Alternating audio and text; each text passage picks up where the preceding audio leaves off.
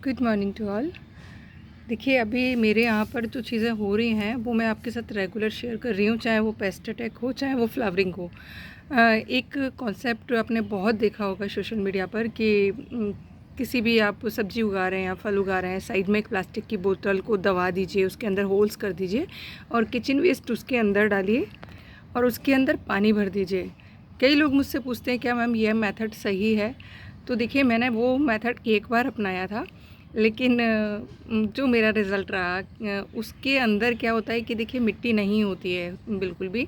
तो कई बार जो अंदर लीचड़ सा इकट्ठा हो जाता है उसमें बहुत गंदी वाली स्मेल हो जाती है। तो देखिए, वो कॉन्सेप्ट तो मैं नहीं अपनाती हूँ, लेकिन मैंने आप लोगों के साथ शेयर किया है कि रेगुलर मैं 15 दिन में हर जो फूल वाले पौधे हैं उनके साइड में केले का छिलका दबा देती हूँ और डायरेक्ट मिट्टी में दबाती हूँ, क्योंकि मुझे लगता है मिट्टी में रहने वाला जो जीव है, अगर हम केमिकल यूज़ नहीं कर रहे हैं तो वो फटाफट से उस केले के पील को जो हमने डाला है, छिलका डाला है, उसको फटाफट से डिकम्पोस्ट करेगा और जो उसके अंदर न्यूट्रिशन है वो पौधे को उपलब्ध करवा देगा। ये मेरी सोच है।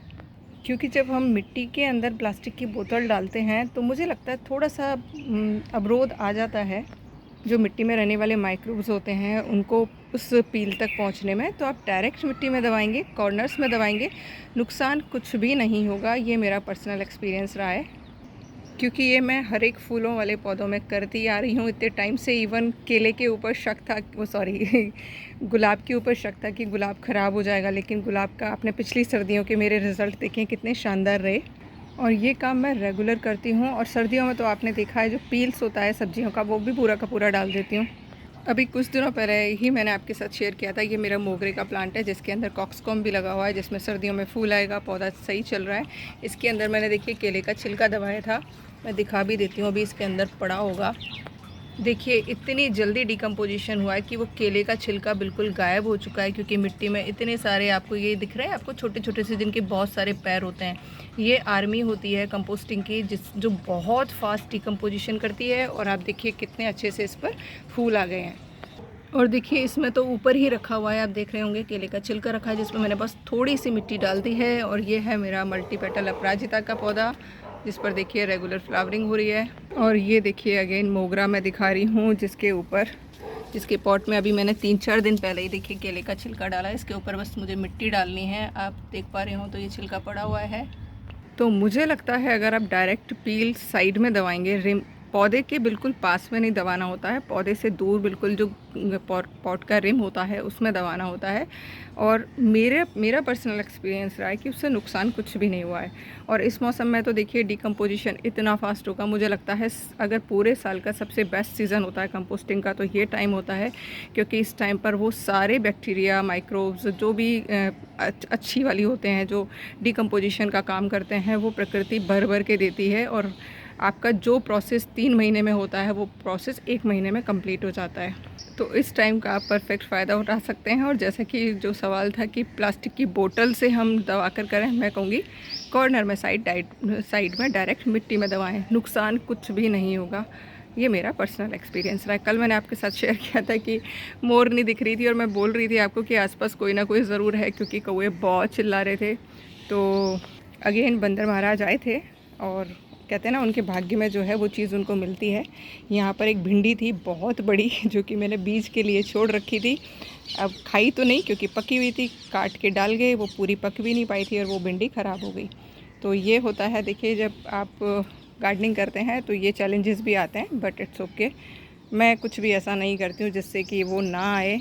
चल रहा है, इतना बड़ा भगवान ने आशीर्वाद दे रखा है, बस गुस्सा तब आता है जब वो नुकसान पहुँचाते हैं पौधों को। ये मेरा एक पॉट था जिसके अंदर ये देखिए मैंने शायद ये वाइट जालपा है, मिनी हिबिस्कस था, और मैंने गुलाब की कटिंग लगा रखी थी। सारी गुलाब में की कटिंग्स लग गई थी क्योंकि सब में स्प्राउट शुरू हो गया था।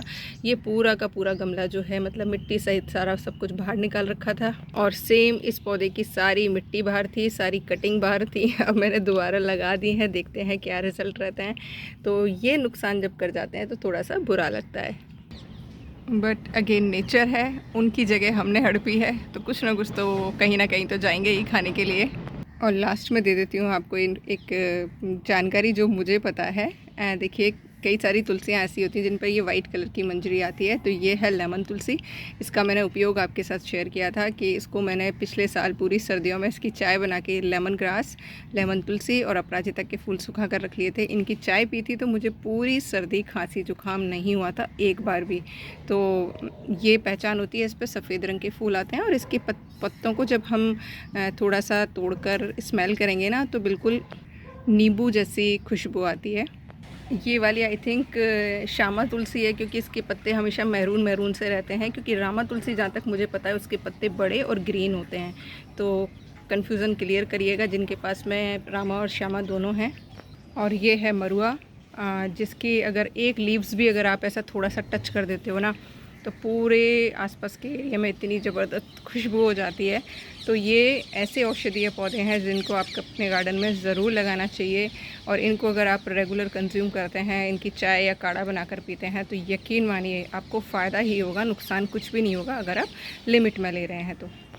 अब बस थोड़ा सा वेट कर रही हूँ कि बारिश जब थमेगी तो सारे पौधों की प्रूनिंग करूँगी, उन्हें शेप में लाऊंगी, क्योंकि आपको पता है टेरेस पर जब गार्डनिंग करते हैं तो थोड़ा सा शेप का भी ध्यान रखना पड़ता है, क्योंकि जब आंधियाँ चलती हैं तो पौधे लुढ़कते हैं। जैसे कि देखिए ये अपराजिता के पौधे इतने बढ़ गए हैं कि इनके जो स्टिक लगाई थी वो सारी टूट के गिर रही हैं, तो इनको सहारा देना पड़ेगा। फूल भी रेगुलर आ रहे हैं और पॉलिनेशन का काम भी कर रहे हैं। ये भंवरे, बटरफ्लाइज, बीज आ रही हैं रेगुलर, तो दोनों ही काम हो रहे हैं। तो लास्ट में एक ही चीज़ कहना चाहूँगी कि अपने आप पे यकीन करिए, प्रकृति पे यकीन करिए, नेचुरल तरीके से गार्डनिंग करिए और आने वाले सीज़न के लिए खूब सारी सब्जियों के लिए ग्रो बैग्स तैयार करिए।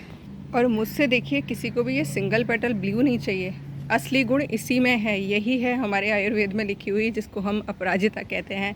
असली ताकत इसी फूल में है। अगर आप इसकी चाय बना के पीते हैं या इस फूल को खाते हैं या इसका सीरम यूज़ करते हैं या इसका टोनर बनाते हैं, सबको चाहिए ये हाइब्रिड पिंक। भाई अभी रुक जाइए थोड़े दिन, बीज बनने दीजिए। जैसे कि आप लोगों के साथ शेयर किया है, हाइब्रिड पे बीज बहुत मुश्किल से बनता है। मेरे यहाँ तो देखिए बहुत आसानी से नहीं बनता है, हाँ देशी पे बनता रहता है। और जो बन जाता है इसका भी वो मैं शेयर कर देती हूँ, तो थोड़ा सा आपको वेट करना पड़ेगा। बंदर महाराज आसपास के एरिया में ही हैं, क्योंकि कौवों के बोलने की आवाज़ आ रही है। तो देखते हैं, आज कृपा रहे भगवान की बाकी ईश्वर की मर्जी है। बस लास्ट में यही बोलना चाहूँगी कि ये बेस्ट टाइम है प्रिपेयर करने का। अपनी मिट्टी को, अपने पौधों के लिए जगह बना लीजिएगा। आने वाले सीज़न में हम लोग मिलकर खूब सारी सब्जियां लगाएंगे, क्योंकि जैसे हमेशा ही कहती हूँ, सजावटी पौधे उगाइए लेकिन कुछ ना कुछ खाने के लिए ज़रूर उगाइए। और सर्दियों का मौसम ऐसा है जब बहुत सारी चीज़ें बहुत आसानी से उग जाती हैं, और वो भी घर के जो बीज होते हैं किचन में हमारे, उनसे। तो बस तैयारी करके रख लीजिएगा। Thank you for watching. Channel पर बने रहिएगा। वीडियोस पसंद आते हैं तो please like, share and comment ज़रूर करा करिए। Thank you.